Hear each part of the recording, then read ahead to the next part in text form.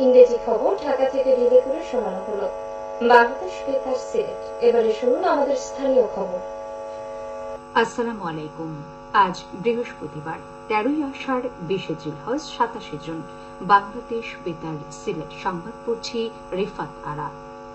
সিলেটের বন্যার পরিস্থিতির উন্নতি হয়েছে। ধীর গতিতে কমছে নদ নদীর পানি, তবে এখনো বিপদসীমার উপরে রয়েছে সুরমা ও কুশিয়ারার 3টি পয়েন্টের পানি। এছাড়া অন্যান্য নদীর পানি বিপদসীমার নিচে রয়েছে। গতকাল সকাল 9টায় সুরমা নদীর পানি কানাইঘাটে বিপদসীমার নিচে ছিল। কুশিয়ারা নদীর পানি অমলশিদে বিপদসীমার 10 সেন্টিমিটার উপরে প্রবাহিত হয়। এছাড়া ফেঞ্চুগঞ্জে সকালে পানি বিপদসীমার 92 সেন্টিমিটার উপরে প্রবাহিত হচ্ছিল। ভারী বর্ষণ ও পাহাড়ি ঢল না থাকা এবং টানা কয়েকদিনের রোদে সিলেটের বন্যা পরিস্থিতির উন্নতি হয়েছে। জেলার সবগুলো উপজেলা থেকে পানি নামতে শুরু হয়েছে। ফলে আশ্রয় কেন্দ্রে থাকা মানুষজন নিজ নিজ বাসা বাড়িতে ফিরতে শুরু করেছেন। প্রশাসন জানিয়েছে, নগরের 2টি ওয়ার্ড সহ সিলেটের 13টি উপজেলায় বন্যা কবলিত হয়ে মানুষ এখনো আশ্রয় কেন্দ্রে অবস্থান করছেন। গত মঙ্গলবারের হিসাব অনুযায়ী জেলার 734টি আশ্রয় কেন্দ্রের মধ্যে 253টিতে বন্যা কবলিত মানুষ অবস্থান করছিলেন। এসব আশ্রয় কেন্দ্রে 12,905 জন আশ্রয় নিয়েছিলেন। সরকারি বেসরকারি উদ্যোগে আশ্রয় কেন্দ্র সহ সকল স্থানে ত্রাণ বিতরণ অব্যাহত আছে। সিলেট আবহাওয়া অফিসের তথ্য মতে গতকাল সিলেটে স্বাভাবিক বৃষ্টির সম্ভাবনা ছিল, আর পরবর্তী কদিন ভারী বৃষ্টির পূর্বাভাস আছে। জুনে সিলেটে স্বাভাবিক বৃষ্টি হয় 841 মিলিমিটার। সেখানে এবছর 18 দিনে বৃষ্টি ঝরেছে 1600 মিটারেরও বেশি। এদিকে হবিগঞ্জেও বন্যার পানি নামতে শুরু করেছে। আশ্রয় কেন্দ্র থেকে লোকজন বাড়ি ঘরে ফিরছেন। জেলার নবীগঞ্জে কুশিয়ারা ও আজমেরীগঞ্জে কালনী নদী বিপদসীমার নিচে রয়েছে। 3টি ইউনিয়নের 20 থেকে 22টি গ্রামে পানি রয়েছে। জেলা প্রশাসনের পক্ষ থেকে বন্যার্তদের মাঝে চাল ও শুকনো খাবার বিতরণ অব্যাহত আছে। জেলা প্রশাসন জানায়, এখন পর্যন্ত 225 মেট্রিক টন চাল ও 575 প্যাকেট শুকনো খাবার বন্যার্তদের মাঝে বিতরণ করা হয়েছে। এদিকে প্রধানমন্ত্রীর পক্ষ থেকে বন্যার্তদের মধ্যে জিআরের চাল বিতরণ করা হয়েছে গতকাল মৌলভীবাজারের কমলগঞ্জ উপজেলার রহিমপুরে। এতে প্রধান অতিথি ছিলেন জেলা প্রশাসক ডক্টর উর্মি বিনতে সালাম। এ সময় 300 জনকে 10 কেজি করে চাল প্রদান করা হয়। উপজেলার দুর্যোগ ব্যবস্থাপনা অধিদপ্তর ও ত্রাণ মন্ত্রণালয় এর আয়োজন করে। অপরদিকে সিলেটের ওসমানীনগর উপজেলার আশ্রয় কেন্দ্রগুলোতে রান্না করা খাবার বিতরণ করেছে উপজেলা পরিষদ। 8টি ইউনিয়নের 70টি আশ্রয় কেন্দ্রে 4000 লোককে এসব খাবার দেওয়া হয়।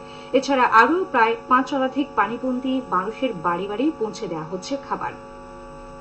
সারা দেশের মতো সিলেটে গতকাল পালিত হয়েছে আন্তর্জাতিক মাদকদ্রব্যের অপব্যবহার ও অবৈধ পাচার বিরোধী দিবস। মাদকমুক্ত একটি বিশ্ব সমাজ গড়ে তোলার লক্ষ্যে কর্মপরিকল্পনা ও সহযোগিতা জোরদার করাই এই দিবস পালনের উদ্দেশ্য।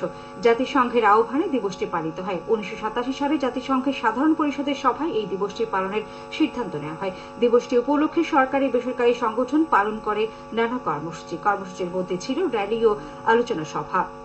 নারীদের ক্ষমতায়ন প্রকল্পের আওতায় উঠান বৈঠক অনুষ্ঠিত হয়েছে গতকাল মৌলভীবাজারের কমলগঞ্জ উপজেলার আলীনগরে। বৈঠকে বাল্যবিয়ে, নারী নির্যাতন, নারী স্বাস্থ্য, মাদকাসক্ত রোধ, সমস্যাগুলো সমাধান ও ব্যবস্থা, সর্বজনীন পেনশন স্কিম, নারী উদ্যোক্তা বিষয়ে আলোচনা করা হয়। এ সময় তথ্য কেন্দ্রের বিভিন্ন কার্যক্রম, বিনামূল্যে সেবা প্রদান, অন্যান্য সরকারি দপ্তরের কার্যক্রম ও সেবাসমূহ তুলে ধরা হয়। শহীদ জননী জাহানারা ইমামের 30তম মৃত্যুবার্ষিকী ছিল গতকাল। জাহানারা ইমামের জন্ম 1929 সালে অবিভক্ত বাংলার মুর্শিদাবাদ জেলার সুন্দরপুর গ্রামে। মুক্তিযোদ্ধার গর্বিত মা, সাহিত্যিক ও সংগঠক এই মহিয়সী নারীর নেতৃত্বে 90-এর দশকে গড়ে ওঠে যুদ্ধাপরাধীদের বিচারের আন্দোলন। 71-এর ঘাতক দালাল নির্মূল কমিটির ব্যানারে করা সেই আন্দোলনের পথ ধরে 71-এর মানবতা বিরোধী অপরাধের দায়ে জড়িত বেশ কজন যুদ্ধাপরাধীর বিচার সমাপ্ত হয়েছে।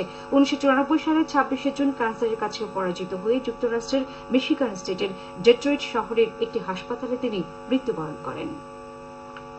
বন্যার্তদের মাঝে মাননীয় প্রধানমন্ত্রী শেখ হাসিনার পক্ষ থেকে ত্রাণ সামগ্রী বিতরণ করেছেন বাংলাদেশ আওয়ামী স্বেচ্ছাসেবক লীগের নেতৃবৃন্দ। গতকাল বিকেলে দক্ষিণ সুরমা উপজেলার কুচাইয়ের ইসরাফ আলী হাই স্কুল ও কলেজে ত্রাণ সামগ্রী বিতরণ করেন স্বেচ্ছাসেবক লীগের নেতৃবৃন্দ। এ সময় উপস্থিত ছিলেন বাংলাদেশ আওয়ামী স্বেচ্ছাসেবক লীগ কেন্দ্রীয় কমিটির সাধারণ সম্পাদক আফজালুর রহমান বাবু, বাংলাদেশ আওয়ামী স্বেচ্ছাসেবক লীগ কেন্দ্রীয় কমিটির সহ সভাপতি সুব্রত পুরকায়স্থ, যুগ্ম সাধারণ সম্পাদক মোবাশ্বের চৌধুরী ও মহানগর স্বেচ্ছাসেবক লীগের নেতৃবৃন্দ।